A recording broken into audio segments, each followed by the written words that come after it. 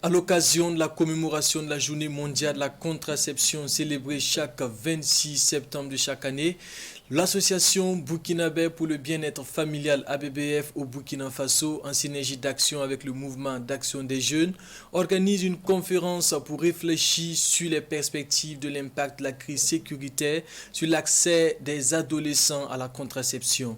L'objectif est de créer un cadre d'échange et de partage d'expériences entre les jeunes acteurs de la santé sexuelle et reproductive.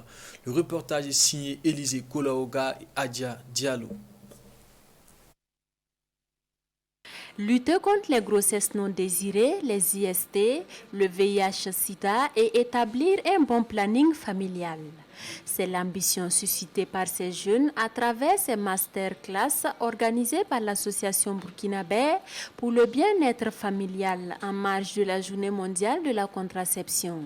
Des journées qui seront également mises à profit par ces jeunes pour faire la promotion de la santé et des droits sexuels et reproductifs. Nous avons une situation sécuritaire très délétère qui a entraîné une crise humanitaire et une crise sanitaire et qui met en mal les systèmes de santé, notamment en ce qui concerne les droits et la santé sexuelle et reproductive. Donc nous avons pu avoir un état des lieux de la situation et nous avons pu connaître les différents défis. Et au sortir aussi, nous avons vu quel peut être le rôle et la place des jeunes dans l'accès aux soins de santé sexuelle et reproductive ainsi qu'aux droits dans les situations de crise humanitaire. Placé sous le thème « Impact de la crise sécuritaire sur l'accès des adolescents et jeunes à la planification familiale », cette journée sera marquée par plusieurs activités relatives à la santé sexuelle et reproductive des jeunes. Tous autant que nous sommes, nous avons quelque chose à apporter à l'édifice, à la construction du Burkina Faso, et ce à travers par exemple la promotion de la santé sexuelle et reproductive.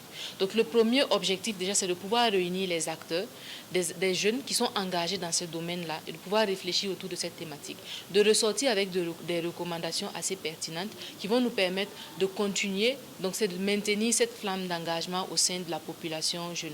Cette journée vient à point nommé selon le panéliste Albert Hien, en ce sens qu'elle constitue une opportunité pour les jeunes, notamment la nouvelle génération. La planification familiale n'est pas seulement n'est pas faire des enfants, mais c'est surtout aussi des informations qu'on va les donner par rapport à leur protection, notamment ce qui concerne les IST et le VIH-Sida. Donc, quand vous utilisez les services de planification familiale, non seulement vous donnera beaucoup de conseils sur votre santé, sur le nombre d'enfants désirés, sur ce que vous voulez devenir, et également sur la prise en charge, la protection contre les infections sexuellement transmissibles. Selon des statistiques du secrétariat permanent du Comité national de lutte contre le sida et les IST, le taux de prévalence contraceptive des jeunes femmes est de 6,1% pour celles âgées de 15 à 19 ans contre 19,2% pour celles âgées de 20 à 24 ans. Les jeunes sont aussi victimes des IST et du VIH-Sida, ainsi que des grossesses non désirées et des avortements clandestins.